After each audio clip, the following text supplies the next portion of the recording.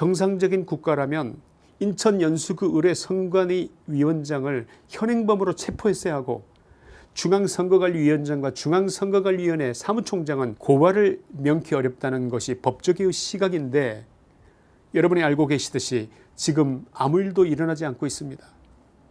왜 대한민국은 이 지경이 된 것일까요?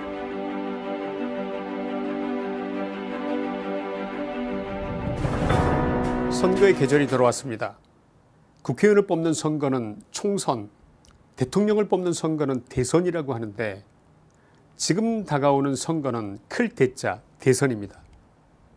그러나 상당히 많은 보수우파 시민들은 선거를 하면 뭐하냐, 또 질 텐데, 이런 자포자기의 시각으로 이번 다가오는 대선을 그렇게 보고 있습니다.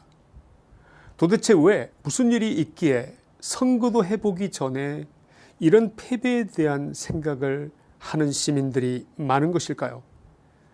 그들이 이렇게 선거를 부정적으로 보는 시각을 갖게 된 이유는 다음 몇 가지로 모아집니다. 첫째, 이분들은 작년 4.15 총선에 중국 등 외세의 개입이 있었다고 보고 있고, 야당의 참패, 여당의 180여 의석의 압승이라는 그 결과를 믿지 않기 때문입니다. 둘째, 선관위가 공정한 선거 관리를 하고 있지 않고, 심지어 그들은 민주당과 야합해서 이 선거를 조작했다고 생각하고 있으며, 이에 관한 수많은 증거들을 믿고 있기 때문입니다.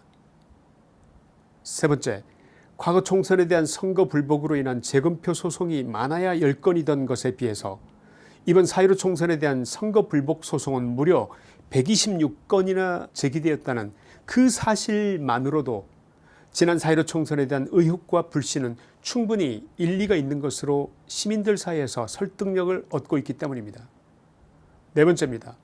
공직선거법 225조는 소송이 제기된 날로부터 180일 이내에 선거에 대한 소송이 마무리되어야 한다고 규정하고 있는데, 이러한 국가의 중요한 법이 소위 법을 집행한다는 대법원에 의해서 무시되고 있는 현실이 사법부에 대한 불신으로 이어지고 있기 때문입니다. 다섯 번째입니다.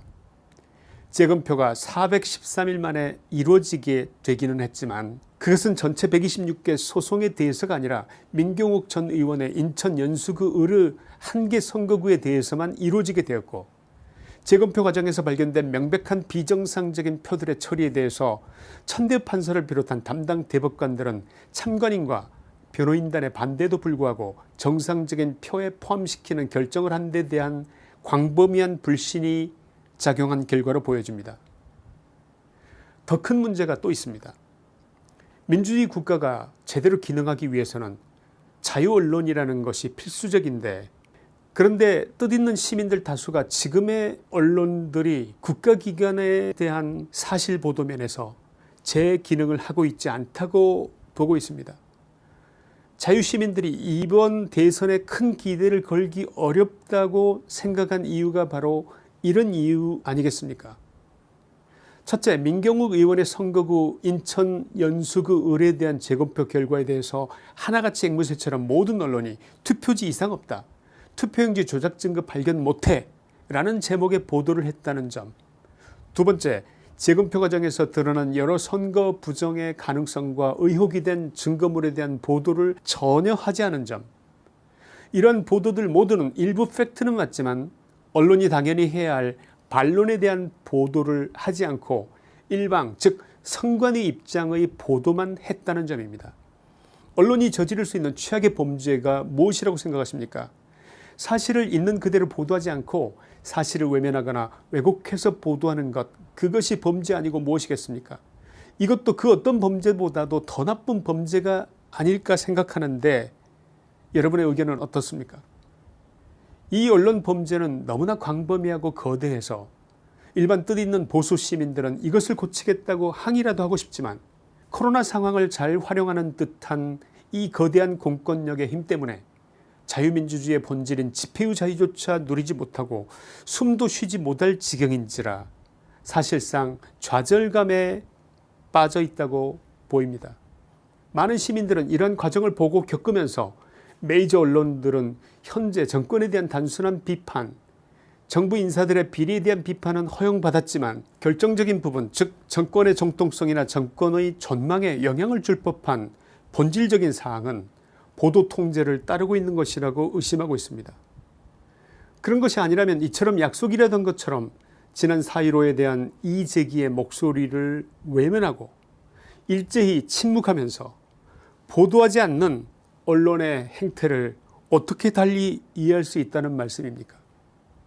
어떻게 생각하십니까? 모든 대권 주자들은 이것부터 살펴야 하지 않겠습니까? 지금 여론조사 1위를 하면 뭐합니까? 그것이 끝까지 갈까요? 그렇다고 대권을 거머쥘 수 있을까요? 정신 차려야 합니다. 이 파란색 잉크가 묻은 투표지가 어떻게 투표함에 들어가 있었는지를 지금의 대권 주자인 분들에게 묻고 싶지 않으십니까?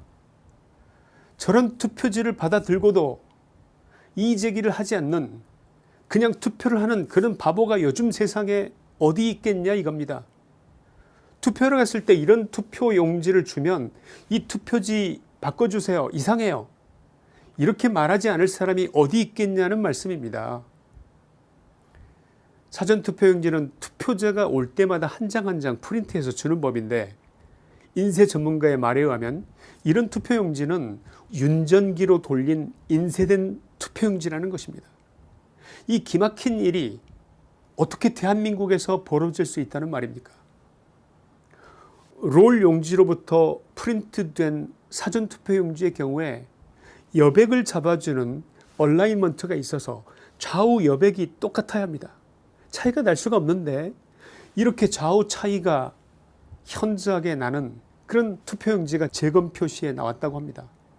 이 표는 인쇄 후에 절단한 표라서 좌우가 이렇게 차이가 난다는 것이 전문가의 의견인 것입니다.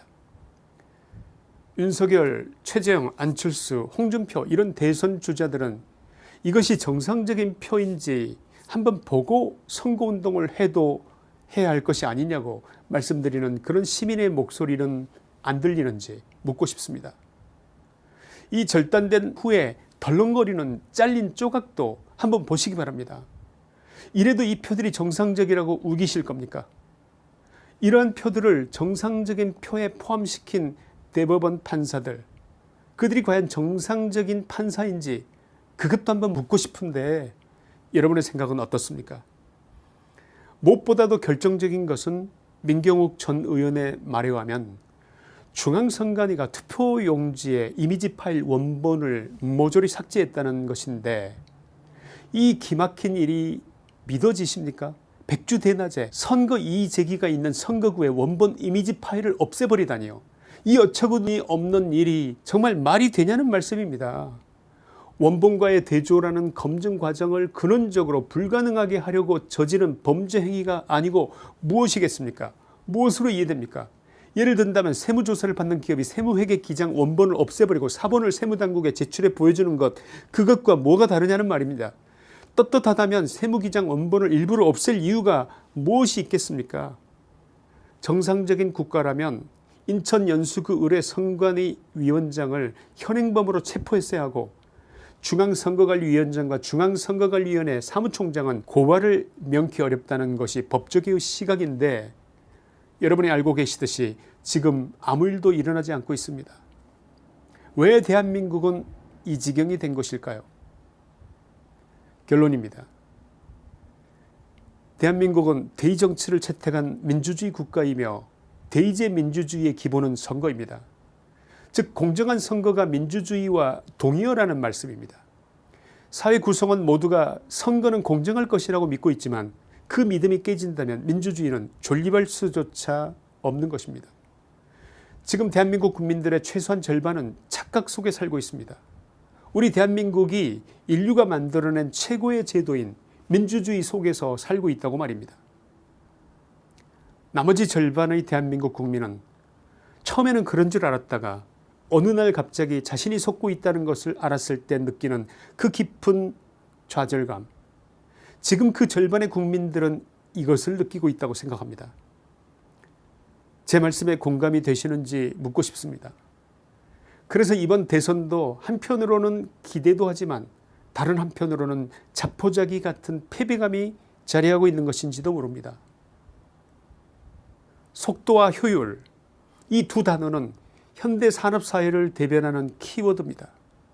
그러나 속도와 효율이 선거에 적용되고 선거를 전자화하고 컴퓨터화할수록 선거의 투명성은 흐려집니다.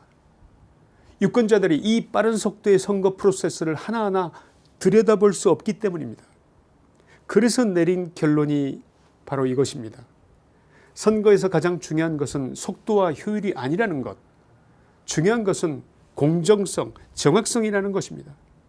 대한민국의 민주주의를 지키기 위해서는 선거의 공정성이 담보돼야 하는데, 만약 선거의 공정성을 담보하지 못한다면 이번 선거에서 우리가 기대하는 일은 일어나지 않을 것이라는 끔찍한 현실을 마주하게 될 것입니다.